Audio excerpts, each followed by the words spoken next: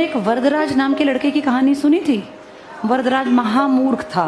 एक गुरुजी के पास चला गया उनके आश्रम में कि गुरुजी मुझे शिक्षा दे दो। तो गुरुजी के पास पढ़ा वो 5th क्लास तक, जैसे तुम लोग पढ़ के आए हो 5th। गुरुजी ने कहा बेटा सबने सब कुछ सीखा, लेकिन वरदराज तू बेटा बिल्कुल अज्ञानी रह गया, तुझे कुछ भी नहीं आया। तू एक काम कर, तू चला जा बेटा, तू आगे मत पढ़, तू सीख नहीं पाएगा। तो वरदराज चला गया, बहुत दुखी हुआ। सारे दोस्त पीछे छूट गए, पढ़ाई छूट गई, गुरुजी ने मना कर दिया और कोई मुझे पढ़ाएगा नहीं, बड़ा दुखी हुआ। रोता रोता गया अपना सामान लेके। गुरुजी ने एक तरह से उसको स्कूल से, हॉस्टल से निकाल दिया। जाते जाते जाते, तब तो बेटा पैदल जाया करते थे, रास्ते में एक कुआं मिला। तो वरदराज उस कुएं पे बैठ गया। बैठते बैठते आंखों से टप टप टप आंसू गिर रहे थे। सोच रहा था मैं कहाँ जाऊँगा, क्या कहूँगा मैं घर जाके, सर ने मुझे क्यों निकाला, मैं इतना बुद्धू क्यों हूँ, क्यों नहीं मुझे चीज़ें समझ में आती, सब लोग पढ़ सकते हैं, मैं क्यों नहीं पढ़ सकता।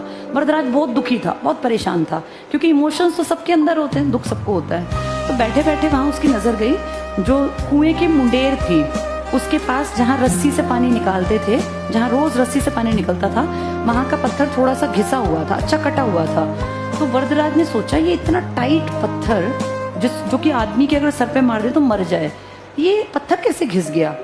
उसने बहुत सोचा पत्थर कैसे घिस गया। वहां से कोई समझदार सा आदमी गुजर रहा था, उसने बुलाया बाबूजी एक बार देखना ये इतना भारी भरकम मोटा पत्थर ये घिस कैसे गया, और सिर्फ यहीं से घिस गया, एक छोटी जगह से। तो उस आदमी ने कहा अरे मूर्ख, तुझे नहीं पता ये रस्सी जो लगातार इस्तेमाल हो रही है पानी लाने के लिए, खींचने के लिए, इस रस्सी के जोर ने इस पत्थर को काट दिया।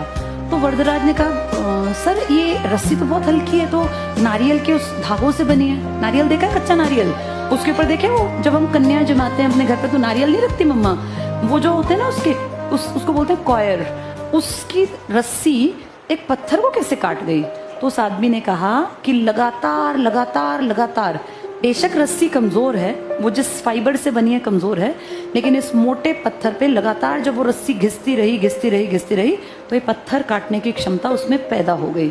तो वरदराज के दिमाग में एकदम से एक थॉट आया कि अगर एक नॉन लिविंग रस्सी एक इतने मोटे भारी भरकम पत्थर को काट सकती है, तो क्या मैं अगर अपनी बुद्धि में बार बार बार बार बार बार चैप्टर पढ़ता जाऊं, समझने की कोशिश करूं, तो क्या मेरी बुद्धि में ये चैप्टर नहीं आएगा। उसको फील हुआ कि आएगा, अगर एक रस्सी काट सकती है एक भारी पत्थर को, तो मैं भी सीख सकता हूँ। आंसू तुरंत से पहुंचे, उठा, अपना बैग उठाया, मास्टर जी के वापस वहीं भाग गया अपने आश्रम, और गुरुजी को जाके पैर पकड़ लिया कि गुरुजी मुझसे गलती हो गई, मैं पढ़ता नहीं था, मैं अभ्यास नहीं करता था, प्रैक्टिस नहीं करता था, आपने मेरी आंखें खोल दी यहाँ से निकाल के, थैंक यू। और मैं हाथ जोड़ के कहता हूँ आप मुझे एक मौका और दे दो, अगर मैं इस साल अपने आप को ना बदल लूँ ना, तो मैं अपने आप ये छोड़ के हॉस्टल, ये शहर, ये सब छोड़ के चला जाऊँगा, वापस नहीं आऊँगा।